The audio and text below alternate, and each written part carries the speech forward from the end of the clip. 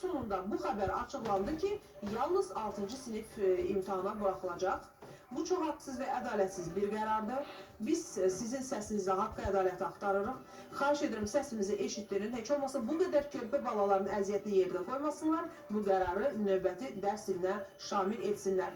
Yəni başa düşmədik. Biz 1-ci, 5-ci, 6-cı sinif, yəni uşaqlar hazırlaşır. Yalnız 6-ya qəbul var. Yalnız 6-cı sinifdə qəbul var. Yəni belə çıxır, yoxsa yəni yazdı ki, yalnız 6-cı sinifdə imtahanı var. Yalnız belə çıxır ki, yalnız 6-ya qəbul var, amma 4-də, 5-də, 3-də hazırlaşıblar. Yalnız 6-ya qəbul var. Yığışın, yaxşı bir vəkil tapın.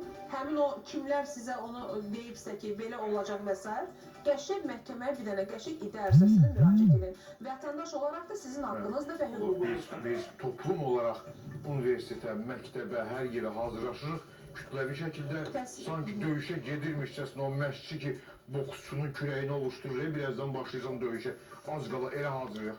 Biraz bu işi boş buraxmaq lazımdır. Vallahi biri İraq olsun, nə bilim, çox pis şeylər olur cavanlarla bağlı. Bu hazırlıq enstitüsə girməyən və s. Görürsünüz, oxuyursunuz, demək olmur. Yasamalda bir gün. Niyə demək olmur? Uşaq götürür, 3-cü mərtəbədə özü. Yəni, lazımdır mı bu? Lazım deyil, lazımdır. Ona görə də bir balaca. Məktəb qiymətlərinə görə uşağı qısnamaq, sən testdən az bal toplamısan, mən sənə bir ətək pul tökmüşəm.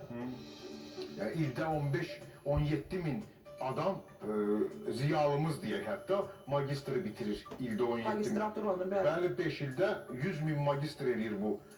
100 min. Hanı bizim elmi kəşfimiz, hanı bizim uçan maşınlarımız. Təhsildə belə